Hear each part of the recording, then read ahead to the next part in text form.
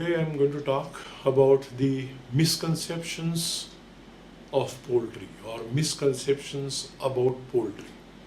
In the sense, the misconceptions about rearing of poultry, poultry farming, and the misconceptions about the products that are available from the poultry farming, namely the eggs and the chicken. Now, as you all know, human body needs a lot of nutrients, and one of the most important nutrient which human body needs is the proteins, because the proteins are the building blocks of the body. And so it's the quality of protein that we consume matters a lot in terms of providing good protein to the body to serve the purpose. Proteins, as I said, are the building blocks of the body. They will help in construction of the body, maintenance of the body, repair of the body, and above all, the proteins will also play a very important role in building up the immunity in case of human beings. Immunity or the disease resistance is very important, especially in the present scenario where the chances of getting infection from outside are more. You need to strengthen your immunity and be strong so that you can avoid all infections. One of the means by which you can do that is to increase your immunity, and for that you need to increase your protein consumption, and especially good quality protein consumption. Now, when we talk of good quality protein consumption, the first and foremost thing which comes to the mind is the animal origin products. And in that, the products coming from chickens, the eggs and the chicken meat are extremely important. Now, if we talk about the composition of egg, then on an average the egg has about 11 to 12% of protein. So approximately an egg which weighs about 60 to 65 grams will have about 6.5 to 7 grams of protein. In addition to that, eggs have a lot of other nutrients which are listed in the chart which you are seeing right now.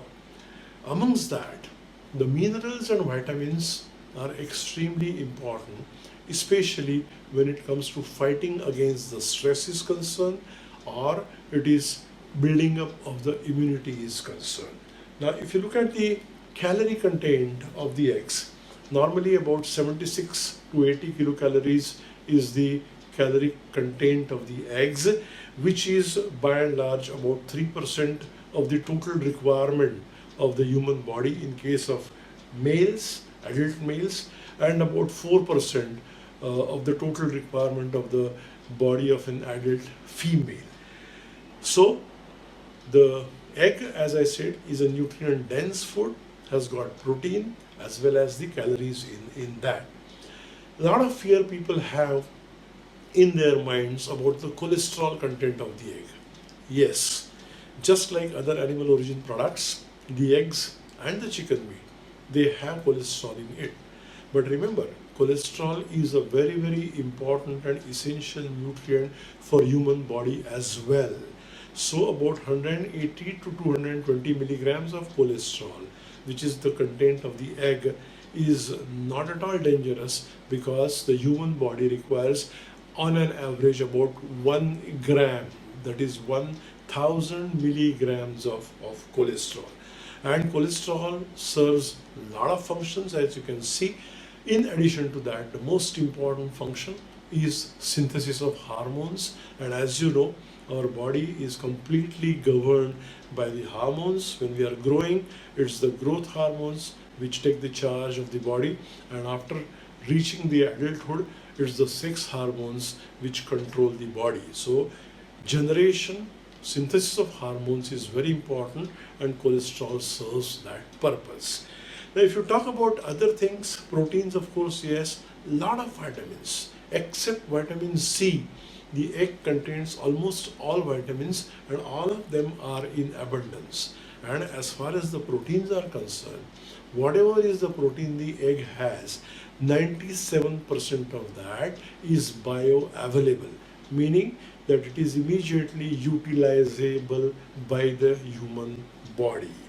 Then if you look at other vitamins, vitamin E, vitamin B6, B12, other B complex group of vitamins, very essential for neuromuscular coordination and very essential in all the enzyme and the metabolic pathways which are running or which are going on in the human body. Especially the next three important nutrients, iron, selenium and zinc. These three nutrients, they are abundantly available in eggs, and these three are related with the immunity.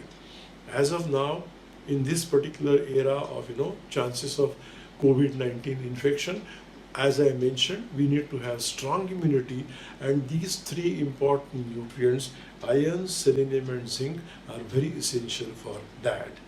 In addition to that, choline, lutein and zeaxanthin are also present, which serve the purpose. Now if you talk in terms of chicken meat, then the chicken meat has got about 21 to 22% of proteins in that, and similar to the eggs, it has got the whole list of other nutrients which are very, very essential, and each and every nutrient plays a very important and a significant role in the human body. Now, in spite of all these things, in spite of having all these nutrients in these two products, the eggs and the chicken meat, we find that there are a lot of myths about poultry. In the sense that there are myths about poultry farming, there are myths about how the birds are being produced or they are reared, and also there are myths and misconceptions about the products that are available, that is the eggs as well as the meat. So today, let's discuss about some of these common myths which are there, and let's see what is the truth behind it. There's a common misconception about certain myths. The first and foremost is, the hormones. Now, basically, common people don't know much about the hormones. Hormones are something which are synthesized by the body, and the entire body is regulated by the hormones themselves. The chickens and broilers, the layers, the egg production and the meat production, whatever we do now, that is being produced by using the birds which are bred scientifically in order to get better and better productive performance generation after generation. It's a selective breeding that has been carried out over the years, and so we get the birds now which produce about 325 eggs in a year, or a broiler bird which gives about 2.5 kg plus body weight by the end of 40 days. There is no role of any hormone involved in it. It is just the selection. The breeders have done a wonderful job, and it's the selection of the parents, who would be the birds which will be utilized for production of the next generation, and because of this there is an improvement. No hormones are used, neither the hormones are used in egg production nor the hormones are used in meat production. Basically there is no need, basically they are very expensive, and we have achieved the progress of productivity in chickens just because of selective breeding accompanied by a good proper care and management and good nutrition which is conducive for expressing this particular genetic potential which the birds have because of selection. The second and the third myth which you can say is the chicken contains antibiotics or the antibiotic residues. Well, this is a very common myth, and people believe or people feel that chickens are continuously fed with antibiotics, which actually is not the case. Of course, we have to use antibiotics. Whenever the disease strikes, whenever there are bacteria which infect the chickens, we have to see and we have to control the bacterial load by using proper antibiotics. But those antibiotics are used only for treatment purpose, not for preventive purpose. And if it is in case of broilers or layers, then we have a withdrawal period which is normally followed. So the chances of the residues of antibiotics coming in the products are very, very minimal. The next myth is about the genetically produced birds or genetically engineered birds, so to say. Similar to hormones, let me be very clear in telling this to you that we are not using genetically modified or genetically improved bird in terms of genetic engineering in case of poultry production. No chickens are produced by genetic engineering. Now, the next myth basically is about the heat production. What happens is people believe that in summer you should not eat chicken, in summer you should not eat eggs because that would generate heat in the body. Basically, let me be very frank and tell you that the heat increment in the body is because of the calorific value of the food item. Now, if you take any food item, let it be chickens, let it be eggs, or let it be rice, or let it be anything, the calorific value, the calorie content of it is variable, and that is something which will decide the increment, the heat increment. The maximum heat increment basically you will find if you are consuming fats or oils. So, consumption of chicken or consumption of eggs will increase heat in the body is a wrong thing, is a misconception which people basically feel about it. Next point is about cholesterol, a very important point, and I have already mentioned a little bit about the cholesterol. Basically, as I said, the eggs contain cholesterol, the chicken meat contains cholesterol. This issue is normally raised in case of eggs because people have a habit of eating eggs every day, which is very good, and so they have a fear that the cholesterol content of the body or the blood cholesterol would unnecessarily will be high. Basically, the blood cholesterol level and the dietary cholesterol level doesn't have a direct relationship. There is a feedback mechanism. The liver synthesizes cholesterol in the body, and whatever cholesterol is consumed by the human beings, accordingly, whatever is deficit, that is only synthesized in the liver. And this feedback is received by the liver, so the liver generates or liver synthesizes cholesterol depending on the intake of the cholesterol by the human beings. So the dietary cholesterol content and the blood cholesterol doesn't have any direct relationship. One can consume eggs very freely unless that feedback is not disturbed, and that feedback will be disturbed because of many reasons, like sedentary lifestyle, smoking, alcohol. But then if you are away from all these things and if you are active, your cholesterol consumption should not have any bearing, or it doesn't have any bearing with the blood cholesterol levels. Then about the saturated fats. Basically, all saturated fats raise the blood cholesterol. That's what the consumption is. But the stearic acid, which is a type of saturated fat which is naturally found in poultry products, is not harmful at all. Cholesterol and the HDL cholesterol is also very good, and those two are useful for the human body. Maybe the human nutritionist will speak more about that. Then another misconception is about the organic foods. Yes, organic foods are definitely good options, but not nutritionally. Nutritionally, the nutritional contents of the egg or the chicken meat, which is organic and which is non-organically produced, is more or less same. There is no much difference in that. There may be, or there are certain different other advantages of organic foods, but then nutrition wise both of them are same. Only problem with organic foods is they are expensive, and our eggs and chicken, especially the eggs, which is excellent quality protein, it is available at a relatively very cheap price. The cheap is not a very good word to be used, but it's really cheap.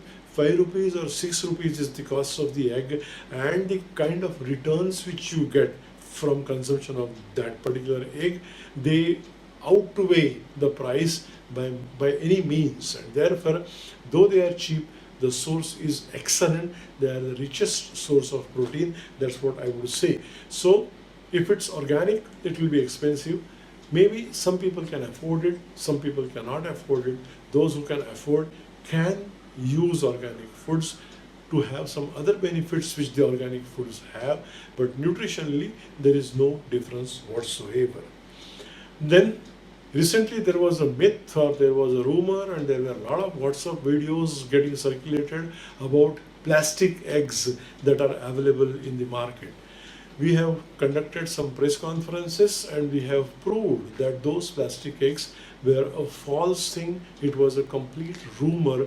There is nothing like a plastic egg that is available in the market. Basically, the egg has got a shell membrane within. There are two shell membranes, inner and outer shell membrane, and those two shell membranes, they remain adhered to the shell in almost entire portion of the egg, except at the broad end where they separate from the shell. Now what happens is when the egg becomes stale, this shell membrane separates out, and these shell membranes, it looks like a white colored plastic, and people presume wrongly that it's a plastic egg. No, the eggs, whatever are produced and available in our country, are not the plastic eggs, and we have proved it many times, and we have also proved it by conducting the press conferences that the plastic eggs is a complete rumor. It's a myth. Plastic egg doesn't exist at all. Then the consumption of eggs and poultry leads to cardiovascular diseases. This is also a myth, I would say. It all depends on how much is the consumption, how much is the quantity of the eggs and the meat that you consume.